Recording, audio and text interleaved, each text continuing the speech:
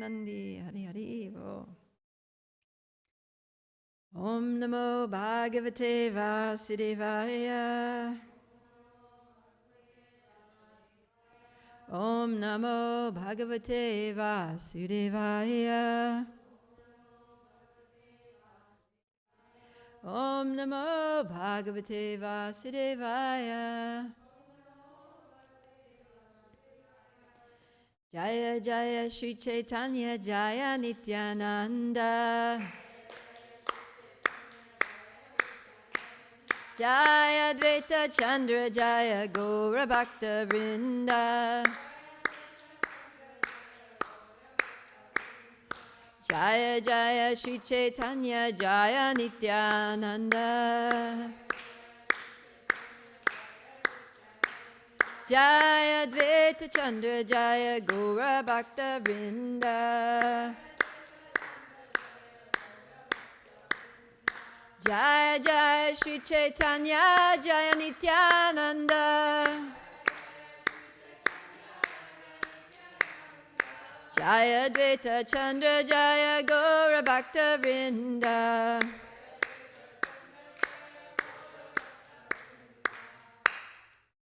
Jai. So this morning we're going to be reading from the Sri Chaitanya Charitamrita, Madhya Lila, chapter 8, entitled Talks Between the Lord and Ramananda Roy.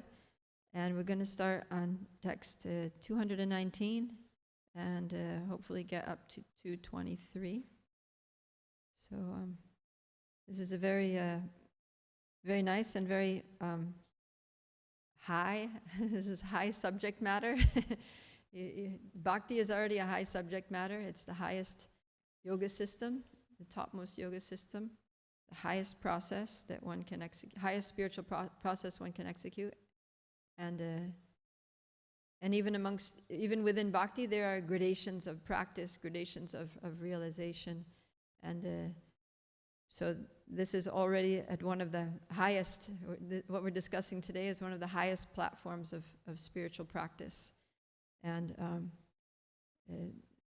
for those of you who are new, some of the terminology here and some of the practices here may be a little like over your head and not immediately applicable, but that's okay. It's fine to just know, like what's ahead. Kind of like know what the goal is, know what we're aspiring for, and that gives us impetus and enthusiasm to perform even the most beginning practices with determination. That this is what I'm aiming for. This is what I will one day achieve.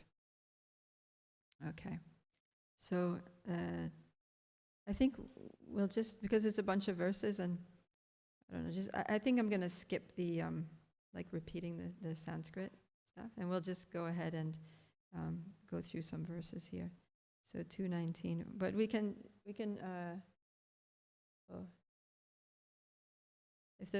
can say the Sanskrit together, maybe, if you want. We'll do the Sanskrit and the Bengali for all the verses just together.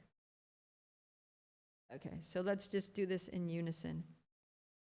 Yatte sujata charana buduham staneshu bita shanai priyadadi mahikarka kitsheshu tenatavim atasitadvyatate nakim swit kurpadi bir brahmati dir bhavad ayushamna.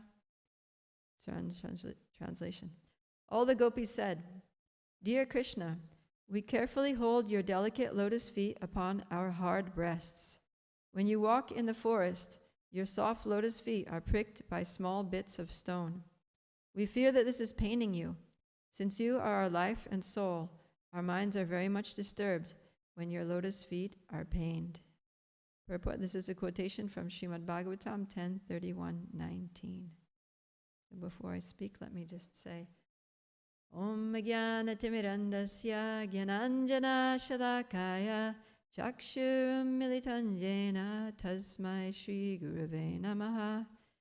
Om Shri Chaitanya Manobishtam Stapitam Jena Bhutale Swayam Rupa Kadamayam Dadati Swapadantikam Vandeham Shri Guru Shri Yuta Padakamalam Shri Gurum Vaishnavamscha Shri Rupam Sagrajatam Sahagana Raghunatam Vitam Tam Sajivam Sadvaitam Savadutam Parijana Sahitam Krishna Chaitanya Devam Shri Radha Krishna Padan Sahagana Lalita Shri Vishakam Vitamscha Ye Krishna Karuna Sindhu Dinabandhu Jagatpate Gopesha Gopika Kanta Radha Kanta Namostute Tapta Kanchana Gaurangi Radhe Vrindavaneshwari Vishabhanu Sute Devi Pranamami Hari Priye Vanchakalpa Tarubhyascha Kripa Sindhubhya Eva Cha Patitanam Pavanebhyo Vaishnavebhyo Namo Namaha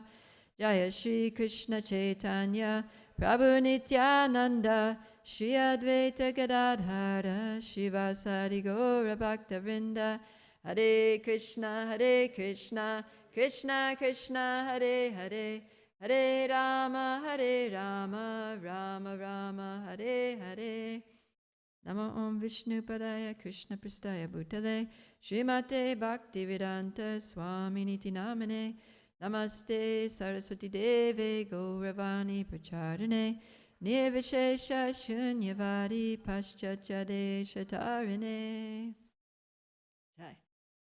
So this verse here, as Prabhupada says in the purport, is from 10:31:19. And that's the chapter where the gopis are, they had just been engaging in the rasa dance with Krishna, and Krishna disappeared. And so now they're plunged into lamentation and separation from Krishna, and they're singing this chapter, which is called the Gopi Gita. And it's interesting that although they're feeling very pained in one sense that Krishna's gone, now they're these young girls in the middle of the forest, in the middle of the night. The whole purpose that they came out there was to see Krishna, but now Krishna's gone, and you can imagine that they're feeling very frustrated and very confused and very upset. But what they're saying here is that actually we're not worried about our own pain or pleasure. We're just worried about your pain or pleasure. Because now you're not here with us. We don't know where you are. You're walking somewhere around in this forest, and your lotus feet are so soft. They're just butter soft. And there's so many stones and pebbles and little twigs and thorns on the forest paths. And we're in total anxiety that you're stepping on some sharp stone or getting poked by some thorn. And this is our minds are very much disturbed whenever your lotus feet are pained.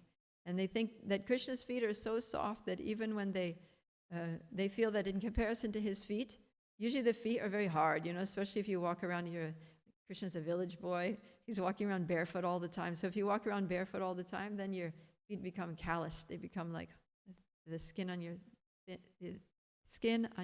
feet becomes thick and hard. But they're saying that your feet are so soft. They're not thick and hard at all. They're so soft that when you put your feet on our breasts, we're afraid that our breasts are going to hurt your feet. Even though breasts are so soft, and they're thinking that our breasts are hard and rough. They would use this word karkasheshu. It sounds like a hard word, karkasheshu. Very rough and hard. We're thinking that our breasts are karkasheshu. And that they're injuring your lotus feet. What to speak of these thorns and pebbles and stones and things on the forest path. So this is causing a lot of distress for us, knowing that you're walking around like this. So that's what it says in the previous verse, that among the gopis there is not a pinch of desire for sense gratification.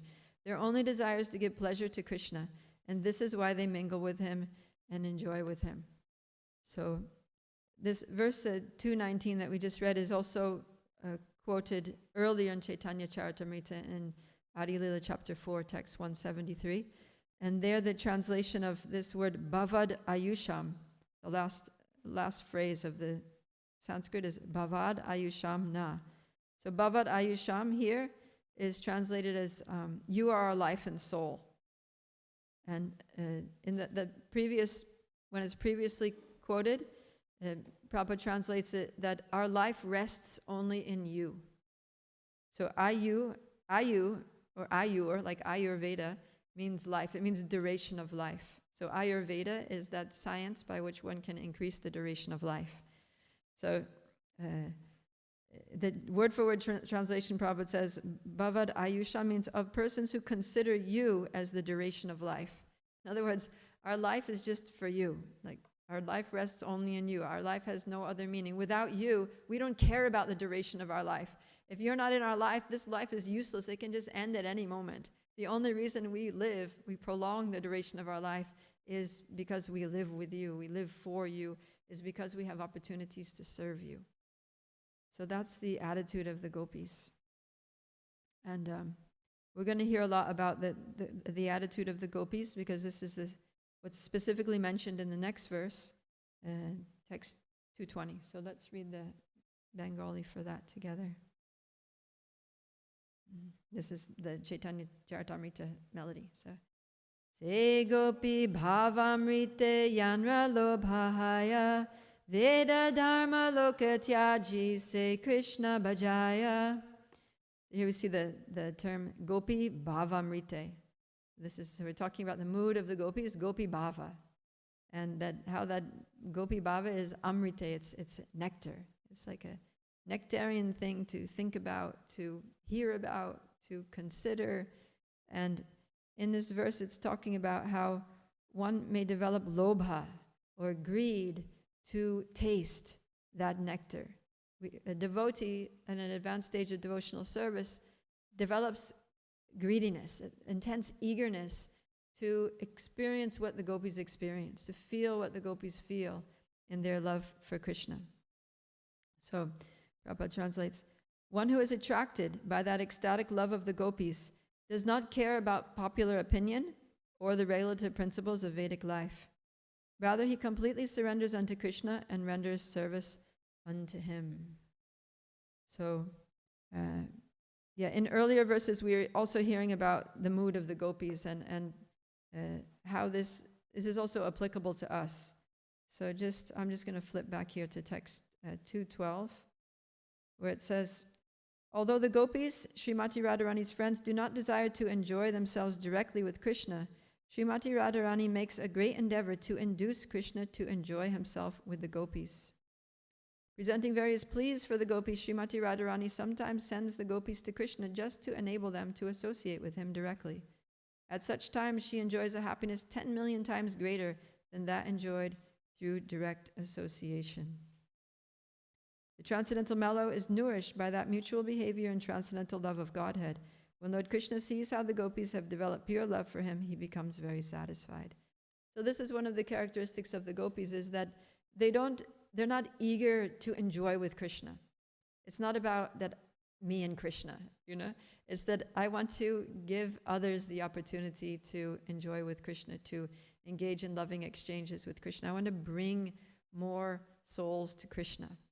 So the mood of the gopis is also the mood of the gopis and manjaris when they come to this material world. We see what the Goswamis did. All the followers of Chaitanya Mahaprabhu that are in that mood of the gopis is that they want to bring the fallen souls back to the shelter of Krishna, back to the service of Krishna. And that's Srila Prabhupada's mission. Right? All of us are playing certain different roles in that mission of trying to share Krishna consciousness with others.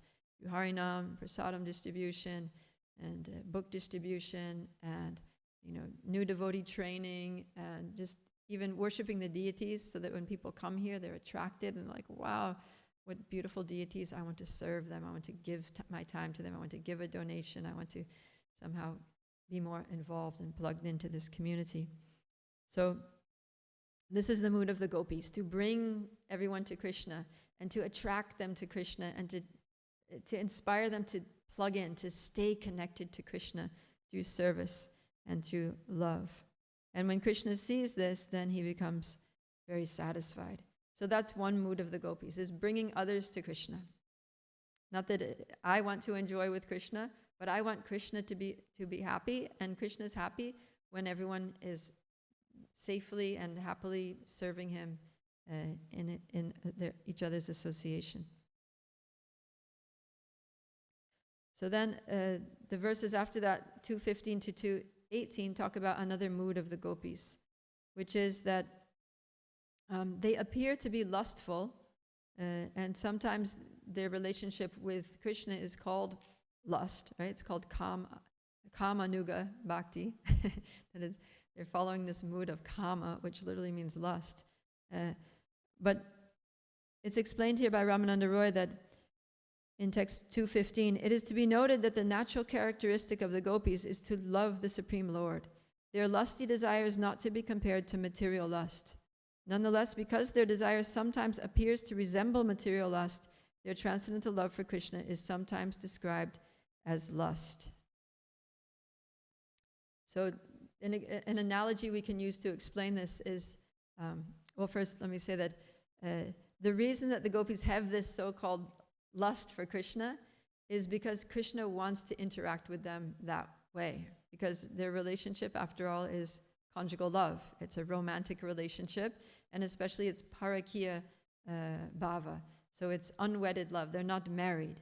So it's like this very intense and, what's the word? It's like you're kind of breaking the rules. It's sort of clandestine, you know, you have to be, there's an intensity to parakiya rasa that makes Krishna very happy.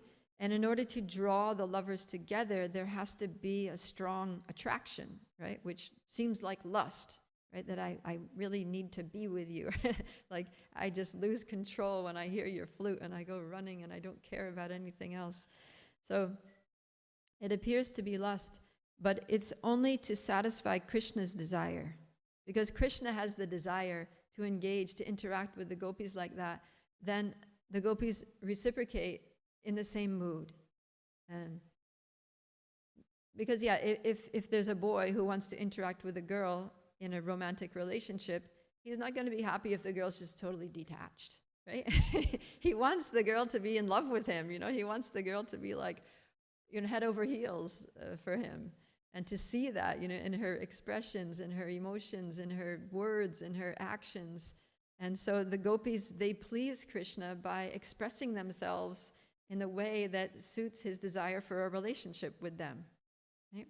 So an analogy that I heard in this regard was that let's say you're not hungry at all, but a friend comes to your house and you know that your friend's been traveling, they haven't eaten for, you know, a proper meal for a long time, and you're like, you know that your friend is hungry, but they're too polite to say anything, you know, like even you, so you don't even bother asking them, you know, are you hungry? Can I get you something? Because you know they're going to say no. No, don't trouble yourself. They don't want to trouble you.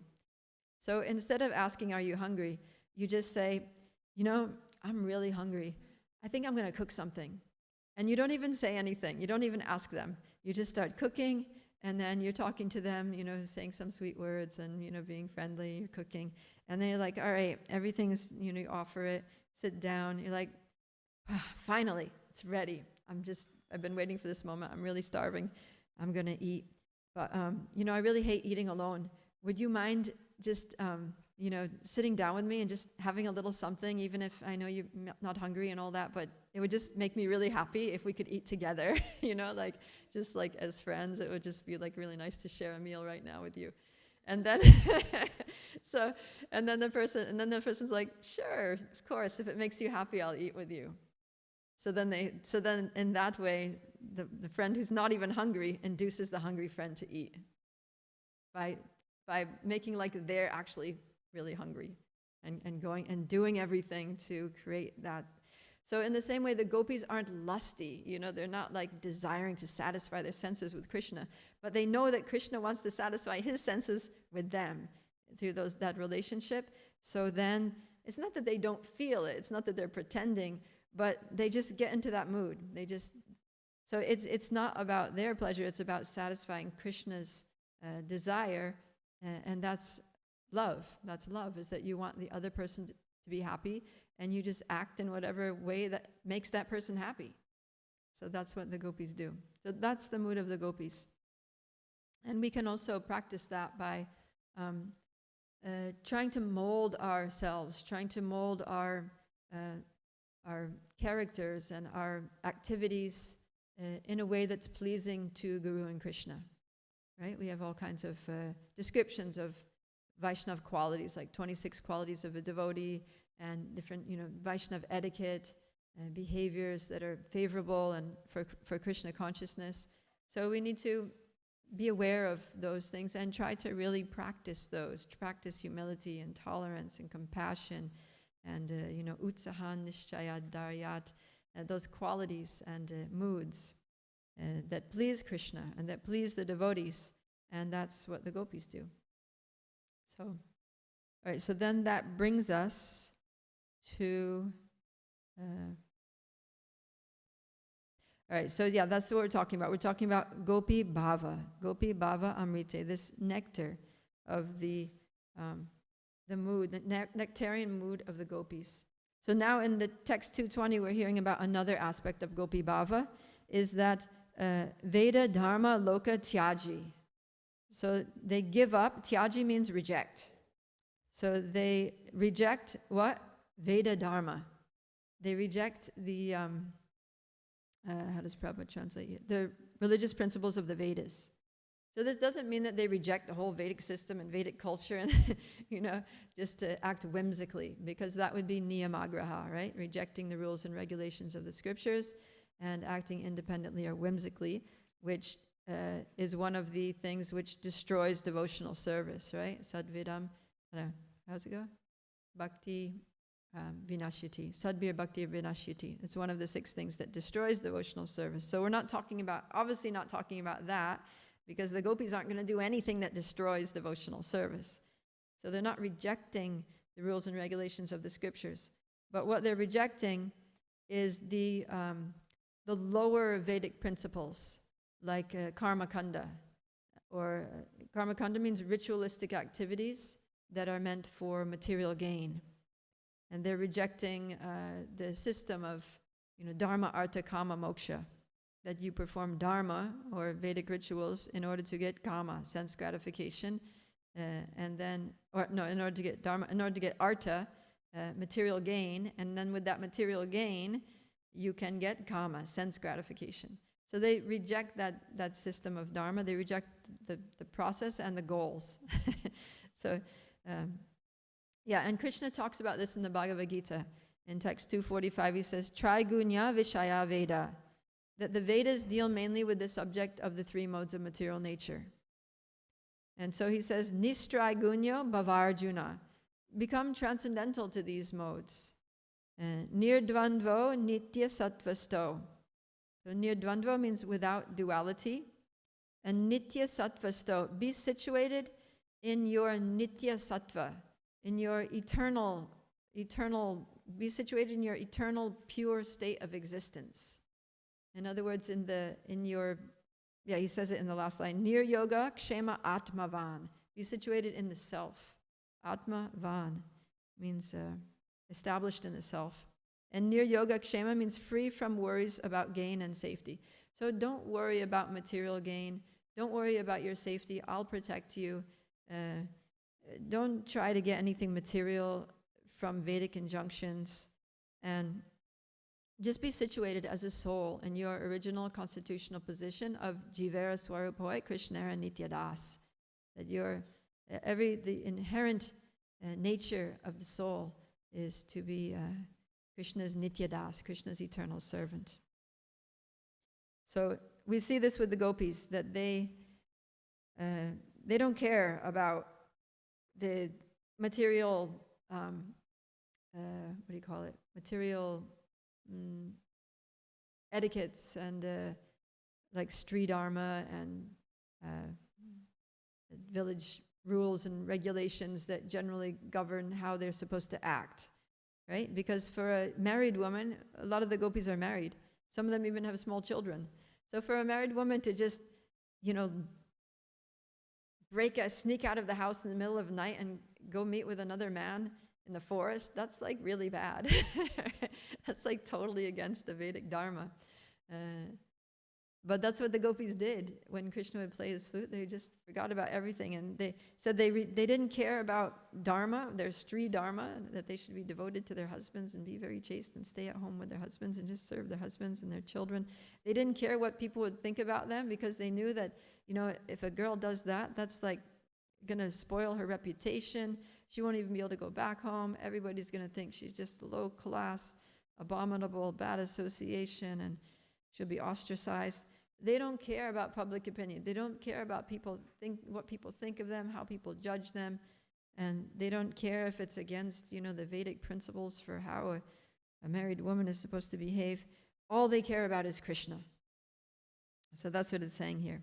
They don't care about popular opinion or regular principles of the Veda. Rather, they completely surrender to Krishna and render service unto him.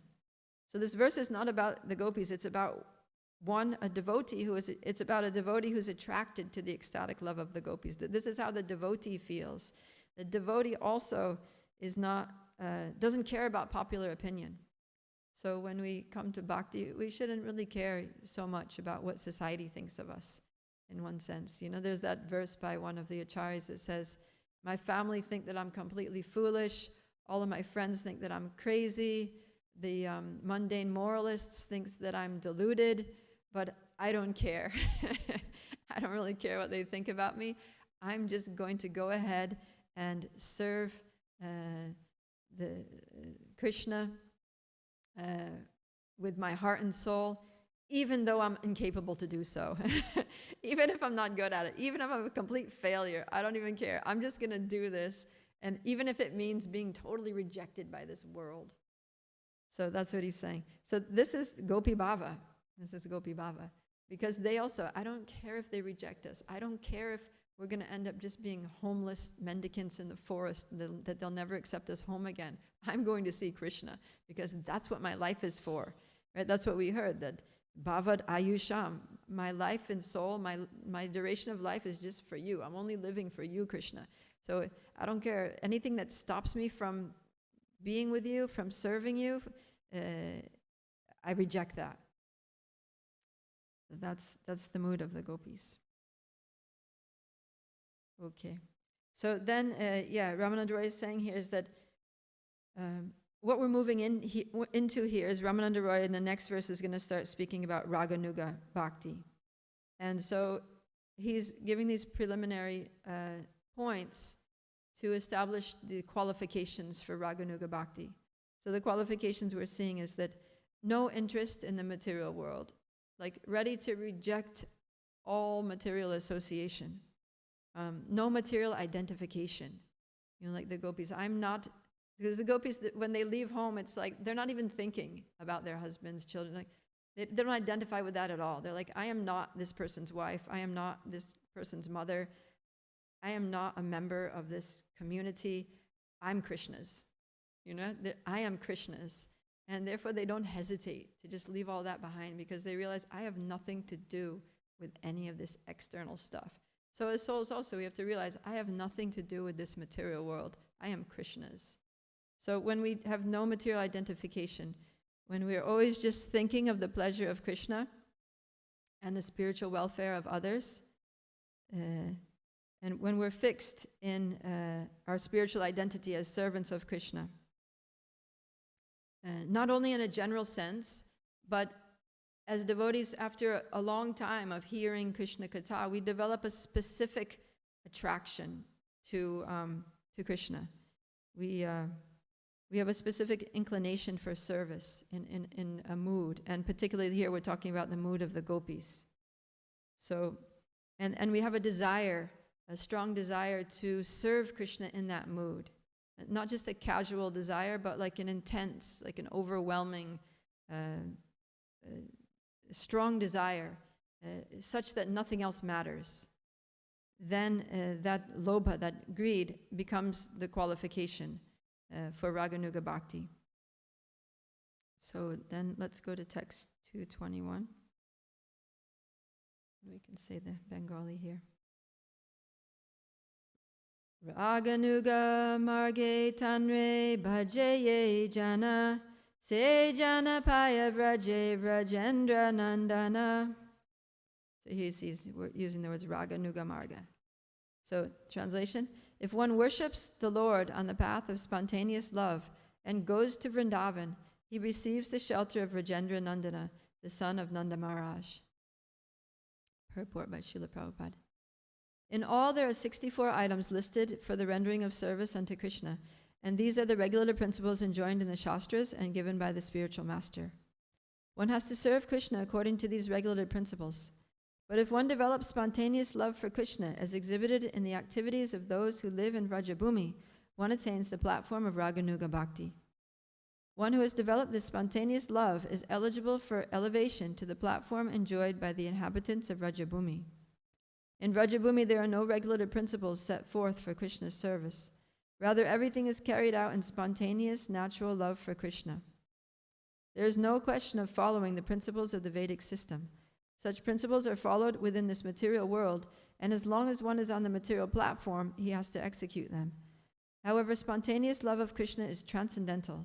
It may seem that the regulative principles are being violated, but the devotee is on the transcendental platform. Such service is called guna-atita, or nirguna, for it is not contaminated by the three modes of material nature. So the point here of Raganuga Bhakti is that everything is carried out in spontaneous, natural love for Krishna.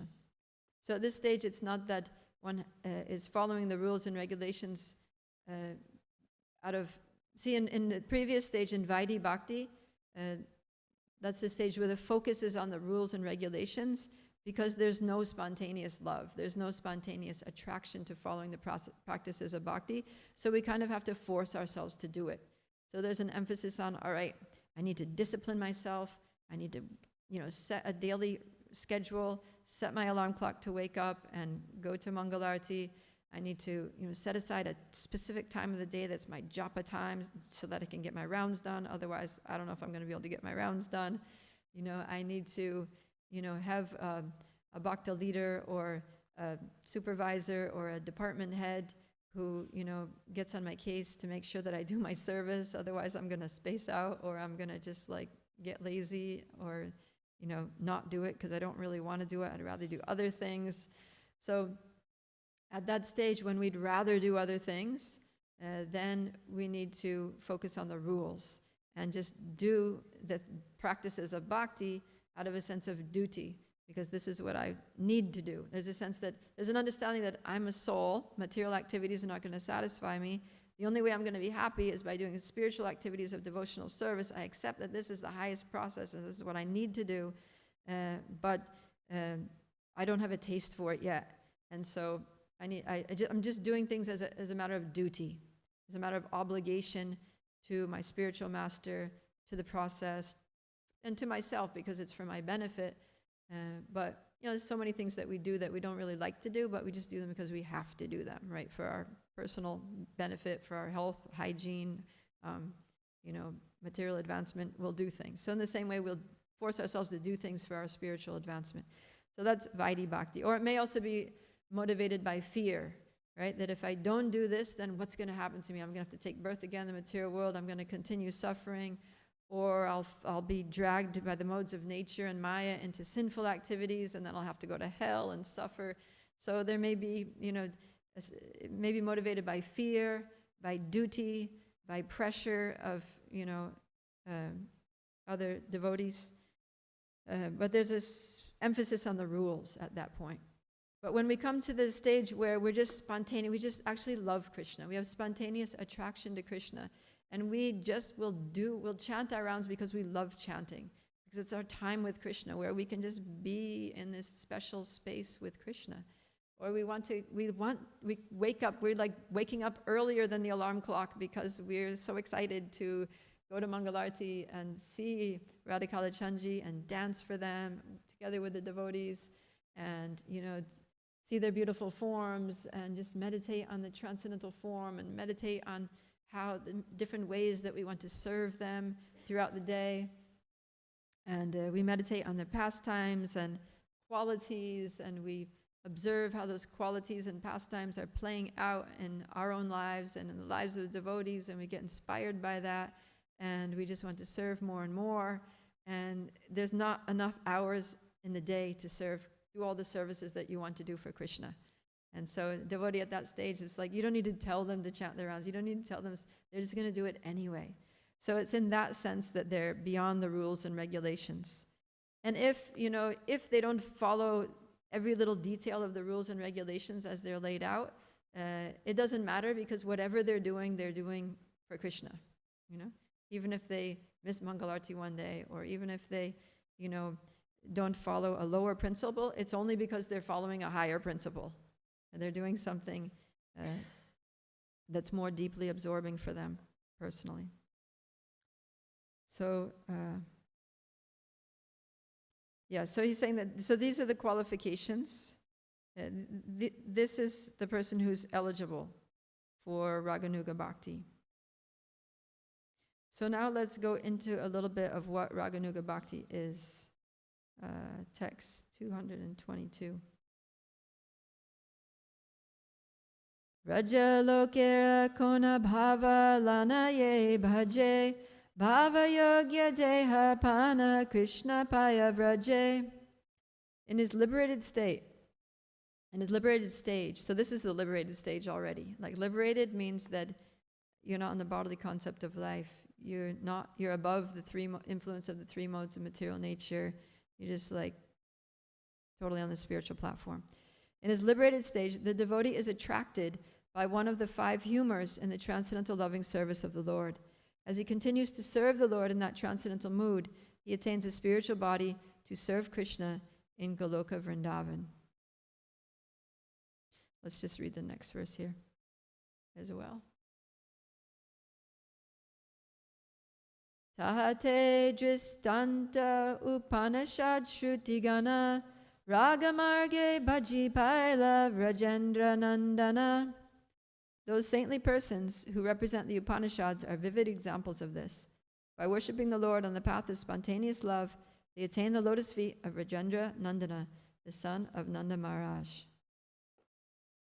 Maybe somebody else can read the purport. Give me a little break, my voice. What's that? Is there a mic? Otherwise, he can come up here. There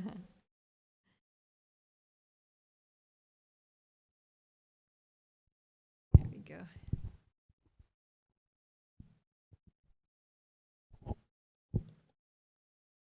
In the Golok Vrindavan planet, Krishna's servants are headed by Raktaka and Patraka. Krishna's friends are headed by Sridham, Subala, and others. There are also elderly gopis and cowherdmen headed by Nanda Maharaj and Mother Yashoda and others. All of these personalities are eternally engaged in loving service of the Lord in accordance with their specific attachments for Krishna. One who wants to return home to serve the Lord directly may be attracted to Krishna as a servant, friend, father, or mother. If a person continuously serves Krishna during his life in a particular ecstasy, upon giving up the material body, he attains a subtle spiritual body to serve Krishna. In terms of particular attachment, one may serve as a servant, friend, father, or mother. In the same way, one who wants to serve Krishna in conjugal love can attain in the body of a guidance of the gopis. In the connection, the most vivid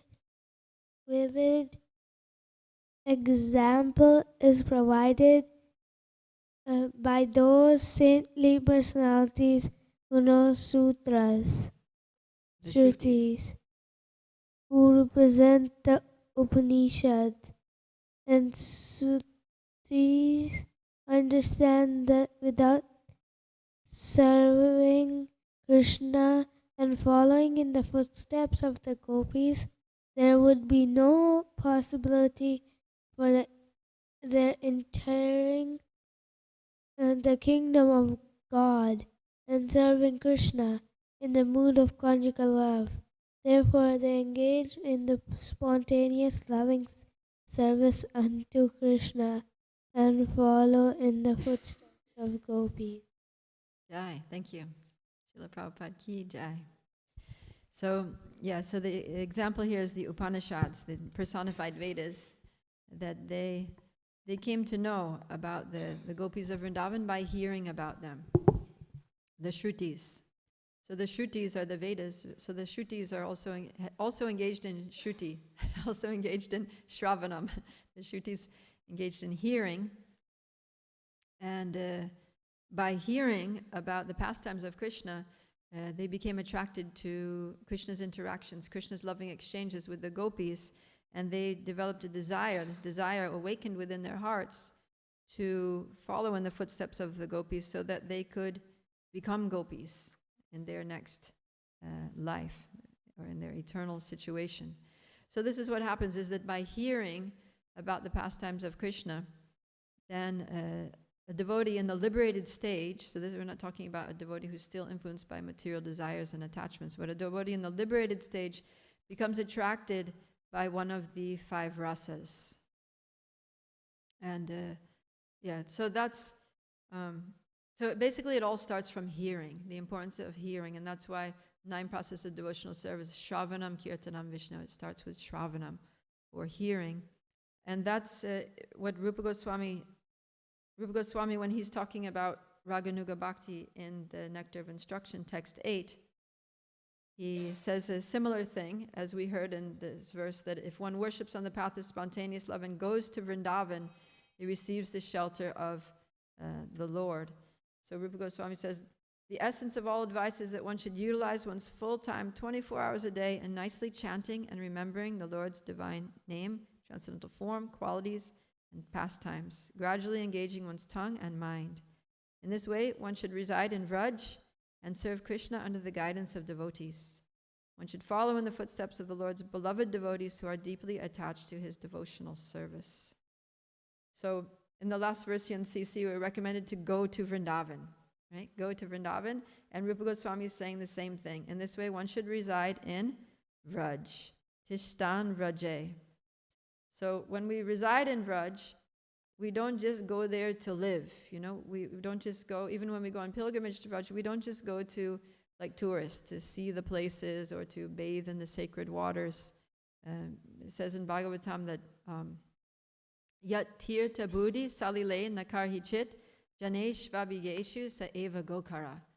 That one who goes to the holy place, to the holy tirthas, with this kind of mentality, that I'm just going to take my bath in the Ganga, take my bath in Radhakund, and thinks that's the perfection of their visit to the holy place.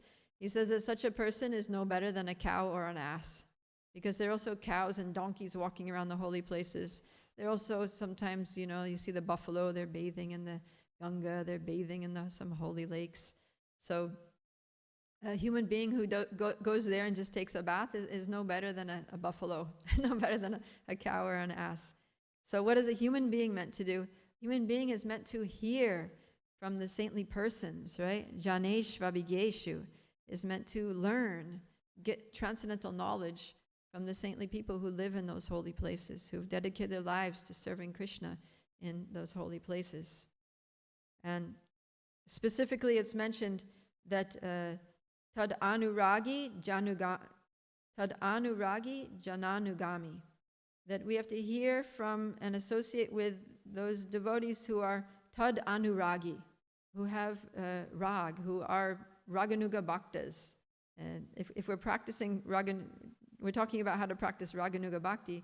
So the hearing at the raganuga stage means that we need to hear from other raganuga bhaktas. We need to hear from people who have strong attachment to the Lord and who are practicing the processes of following in the footsteps of the ragatmika, or the the perfected devotees of the Lord. Tad anuragi jananugami. So that's the process. But the first thing is, so we need to hear from those personalities about their loving attachment to Krishna, how they develop loving attachment to Krishna. We need to hear the pastimes of Krishna from people who love them, who become absorbed in them, who become emotionally stimulated, by hearing those pastimes, not just academically or just, kind of like book learning, but who have an emotional connection to the pastimes. And when we hear from such devotees about Krishna's pastimes in Vraj, then we'll also become attracted. And this is the whole reason that Krishna performs his pastimes in this world. There's a nice verse in 10th canto, it's 10:33-36, where it says, Anugrahaya bhaktanam, to show mercy to his devotees, manusham deham ashtita. Krishna assumes a human-like body. Bhajate tajusha krida, in that form, he performs all kinds of playful pastimes in this world. Yashrutva tat paro bhavat. And by hearing about these pastimes, one becomes attracted. Tat paro, one becomes tat paro, dedicated to Krishna, right? Like we have the verse Narayana Parayana, Narayana Para Sarve. One becomes Narayana Para, tat paro. One becomes, or Krishna says, mat paraha. One becomes dedicated. We become dedicated to Krishna by hearing about his pastimes from those who are attached to them. And we become dedicated to him in a certain mood. So that's the first stage is Shravana Dasha, is the stage of hearing.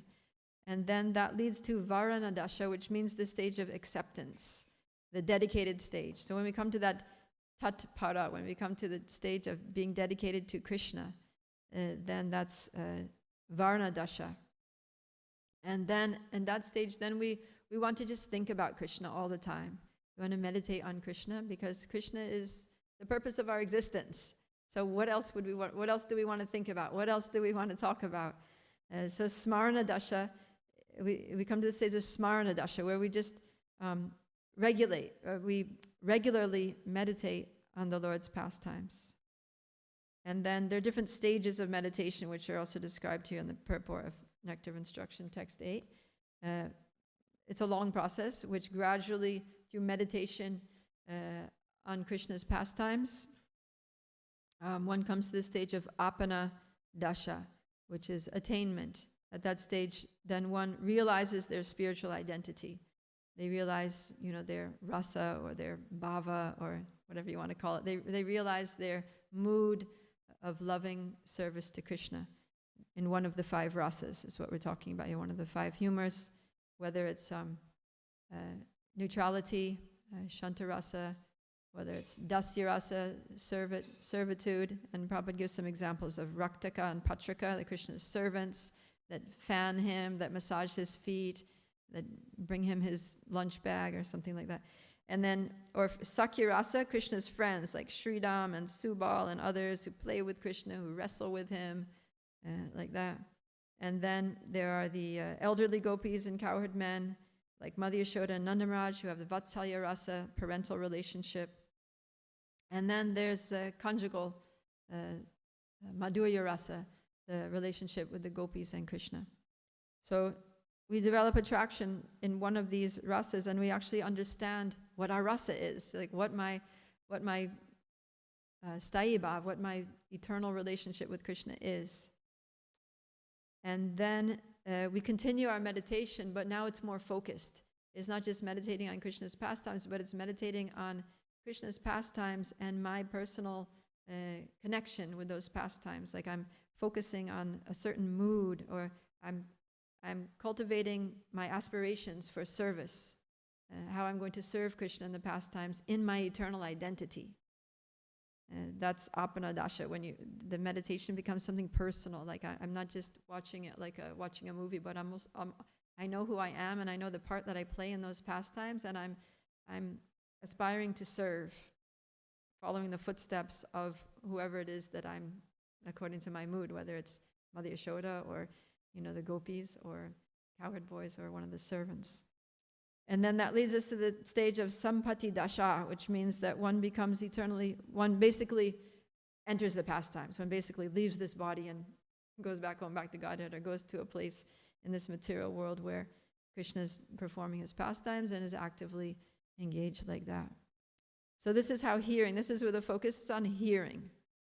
But then there's also a simultaneous focus on chanting. And chanting also brings us through those stages.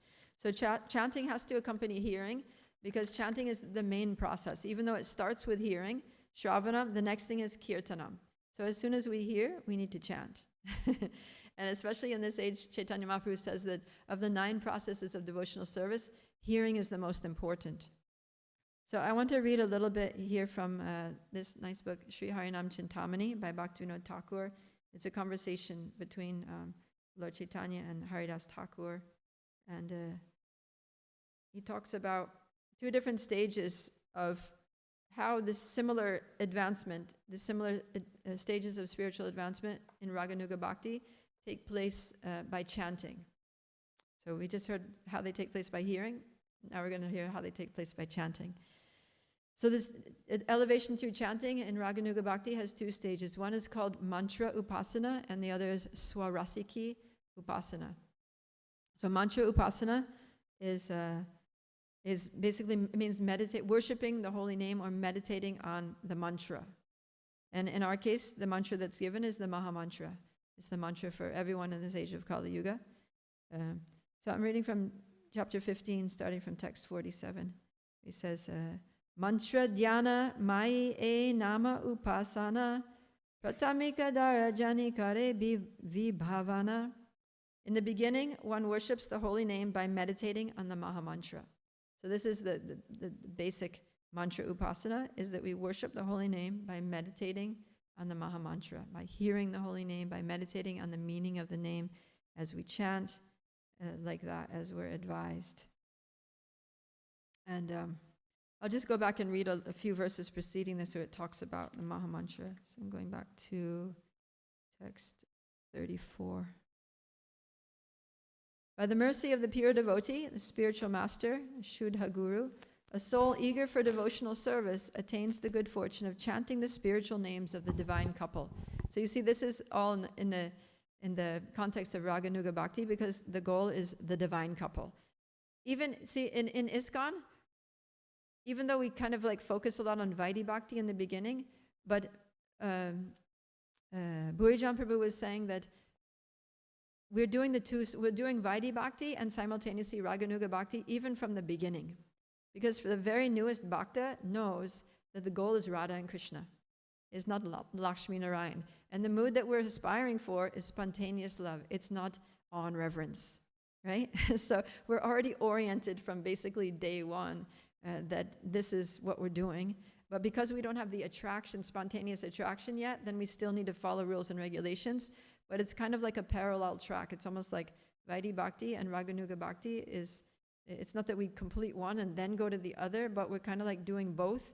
And as we continue on the tracks of those 2 train tracks of both, then the Vaidhi kind of becomes unnecessary and the Raganuga becomes the natural mood of practice. So, yeah. Okay, so he chants a prescribed number of holy names on tulsi beads, or he does kirtan with great love and respect. So in both ways, the holy name, japa and kirtan. He begins by chanting 1 granta, 4 rounds of holy names. Gradually, he comes to chant 300,000 or names, or 192 rounds. Then all the desires of his heart become fulfilled. So, kirtaniya sadahari, always chanting. But he stresses again, one should chant the holy name a fixed number of times. Then the holy name blissfully dances on all one's senses. So it's important that whatever our number is, Prabhupada gave the number 16, we chant a fixed number of rounds. The 9 processes of devotional service take shelter of the holy name. Still, chanting and remembering the holy name is the best of them all. So here we're also hearing from Haridas Thakur. Chanting the holy name is the best of all processes of devotion. He says, Sarva Shrestha Hoy, it's the best of all. A person who has single-minded attraction for the holy name engages only in hearing, chanting, and remembering the holy name. So, serving the Lord, offering obeisance to Him, carrying out His orders, and surrendering everything to Him, those are the other processes of devotional service, naturally follow the chanting of the holy name. So if we just chant everything, all the other processes of devotional service are going to naturally follow. Full of faith that Lord Krishna is non-different from His holy name, shunning the 10 offenses and residing in a secluded place, the chanter of the holy name will find that after a very few days, Lord Krishna will become merciful and appear in His handsome dark form before him. After very few days. I don't know which days we're talking about. We made days of the demigods, days of Lord Brahma, I don't know. When by this practice of sadhana one sees that Lord Krishna's name and form are identical, then at every moment Lord Krishna's form is visible in His name in one's heart. After some days, Lord Krishna's transcendental qualities are visible in His form. Then, by meditating on Lord Krishna's name, one sees His qualities. So it's talking about how we start with chanting His name, then the form, Krishna manifests His form, His handsome dark form, and then He manifests His qualities, and then He manifests His pastimes. After very few days, again, very few days, one understands that Lord Krishna's name, form, and qualities are identical. From that time on, these three are visible in Lord Krishna's holy name at every moment. Okay. So those were the verses preceding this verse about mantra upasana, which in the beginning one worships the holy name by meditating on the Maha Mantra. So this is giving some little guidance on how to meditate on the Maha Mantra and how that meditation goes deeper and deeper as we become more sincere and serious in our meditation on the Maha Mantra. Okay, so now we're going to continue. This is going to escalate very quickly, so fasten your seatbelts. Then, as one meditates in this way on the holy name, one happily sees in his meditation Lord Krishna accompanied by his gopas and gopis under a kalpavriksha tree in the spiritual world. Haribol.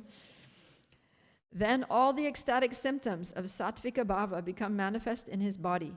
Filled with the bliss of worshipping the Lord, the devotee finds that the hairs of his body stand on end.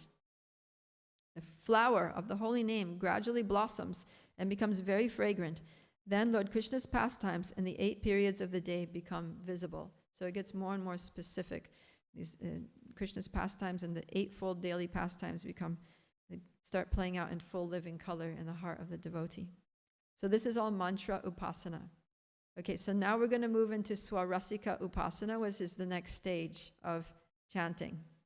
So this is already like a very high stage of chanting. You understand? This is like now we're going to the next level again.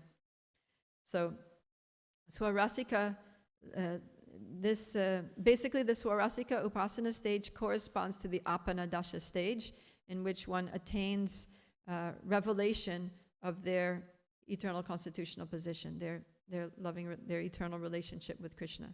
Yes, the word swarasika means self-evident, and it also means something very tasteful, like rasa, like juicy, like nectarian.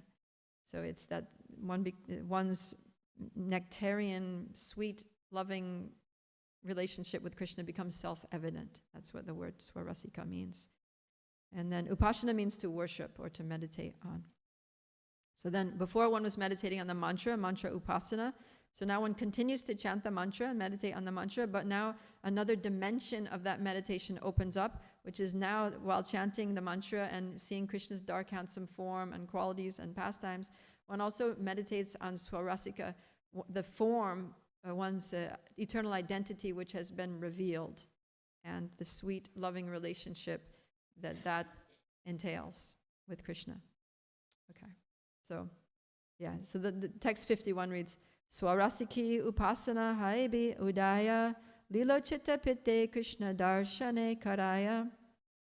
Then one attains the stage of swarasiki upasana, the nectar stage of worship. One sees Lord Krishna enjoying specific pastimes in his spiritual world. So this now it's specific. What you're seeing is, before you were seeing general pastimes, the 8-fold daily pastimes that Krishna performed, Krishna's general lila. Now you're seeing specific pastimes, those specific pastimes that you have a role in, that you play a part in. Then this verse is really nice. Sange sange guru kripa siddha swarupete lilaya praveshe bhakta sakira sangete. So you can see a sange sange, association. So all of this is very dependent on one's association, and it's also dependent on Guru Kripa.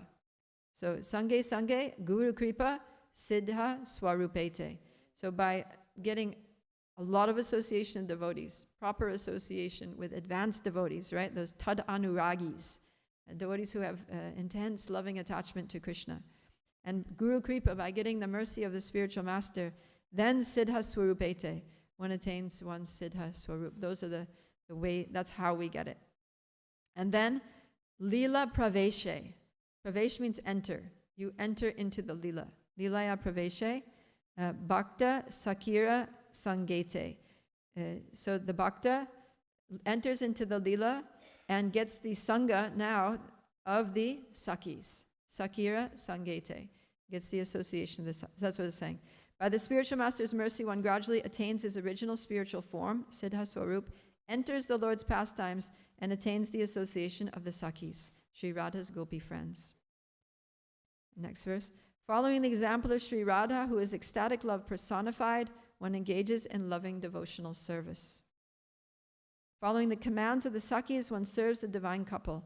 In this way, the Rasika devotee becomes plunged in the nectar of great love. By this practice, one attains the perfection of devotional service. Then, by your mercy, O Lord, his subtle material body, Linga Deha, is broken, and he attains true spiritual perfection. So this is all happening while we're still here in the material world. This is like what happens. So there are devotees who are like, just looking like any other devotee who are on this platform, who are like experiencing this stuff. And they have no identification with the gross material body that was gone long ago. And now even the subtle material body, the connection with the subtle material body is broken. Is like I don't even identify with, it's dissolved. Okay, then this verse is, now we're winding up this little section. Words, we have to wind up because the next verse says, words cannot describe the next stage. Oh Lord, by your mercy, one must experience it directly. So the only way to understand what happens after this, what happens after you enter into the Lord's pastimes and are seeing these specific pastimes that pertain to you, and you have the association of the Sakis, and Srimati Radharani is ecstatic, who is ecstatic love personified, is your acharya, is the person who's setting the example and instructing you along with her Sakis how to serve, and you become plunged in the nectar of great love. What happens after that? You have to experience yourself. There's no words to describe. How do you? So then he says, this is the way of advancement in Ujjvala Rasa, the highest rasa. In this way, one attains the great treasure of love for Krishna, Krishna Prema Dana. So Lord Chaitanya, actually, he came for this purpose. This is what Lord Chaitanya came to give. If you read in the Adi Lila chapter 3, Krishna's Kaviraj is saying that Krishna came to this world 5,000 years ago to display his pastimes, his Raj Lila. And then after he wrapped up his pastimes, and he went back to Goloka Vrindavan in the spiritual world. But then he was thinking, I haven't come to the material world for so long. So this is like 5,000 earth years later. Krishna's thinking, I haven't come for so long. I manifested those pastimes, but people don't know how to access those pastimes. They don't know what to do with that. And so they're just, just thinking about it in a mundane way. They don't have any way to really devotionally connect with those pastimes. I need to go and teach them. And I'm going to teach them by my personal example.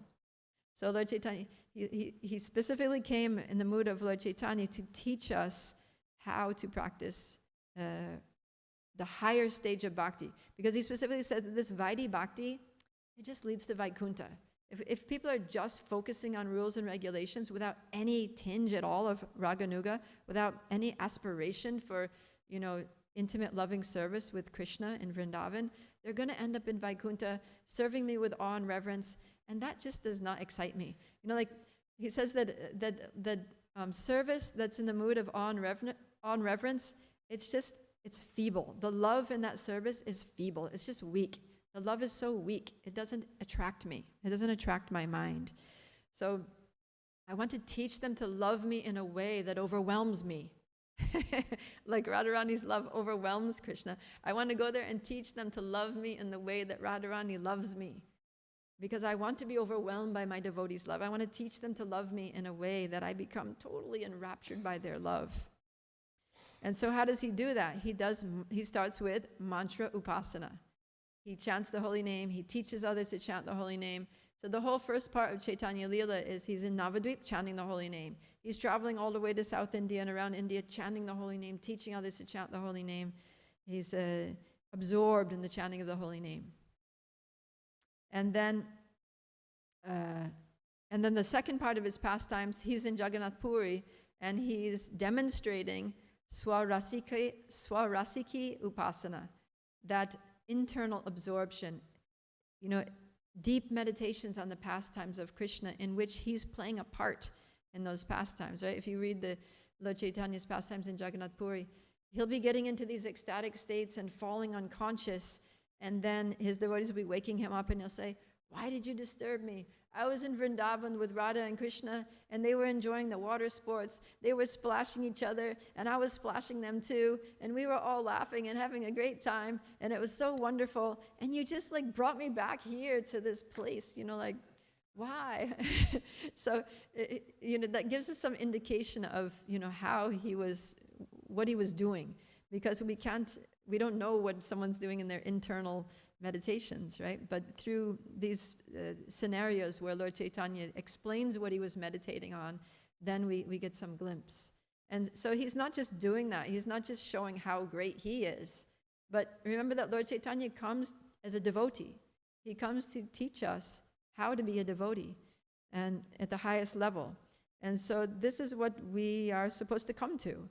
We're supposed to come to this stage of devotional service, of deep meditation on Radha and Krishna's pastimes in Vrindavan, and ecstatic emotions and intense separation, and entering into Radha Krishna Leela in our hearts in meditation. So, yeah, that's what this section is about, and that's why it's here. That's why this section exists in Chaitanya Charitamrita, is because this is what Lord Chaitanya has given. And that's why he induces Ramananda Roy to speak this, because he wants the world to hear it. He wants us to hear it, and he wants us to aspire for it, and eventually practice it. Okay? So, wow, we've gone a little late. Sorry about that. But anyways, it's Sunday, so any questions or comments? Yes, Ishri Kumari.